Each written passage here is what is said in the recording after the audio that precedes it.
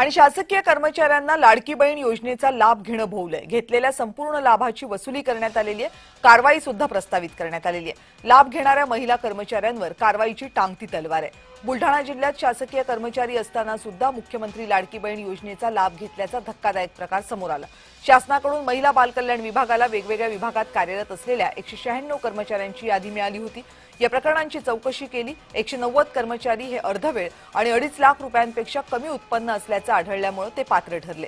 तर उर्वरित 6 शासकीय कर्मचाऱ्यांकडून आतापर्यंत घेतलेल्या लाभाची प्रत्येकी 16,500 अशी 99,000 रुपयांची रक्कम वसूल करण्यात आली आहे। शिवाय जिल्हा परिषदेच्या मुख्य कार्यकारी अधिकारी यांच्याकडे संबंधित कर्मचाऱ्यांवर कारवाईसाठी प्रस्ताव पाठवण्यात आलाय। लवकरच त्यांच्यावर पुढची कारवाई केली जाणार आहे। त्यामुळे शासनाची फसवणूक करून लाडकी बहीण योजनेचा लाभ घेणं हे या कर्मचाऱ्यांना चांगलंच भोवलंय।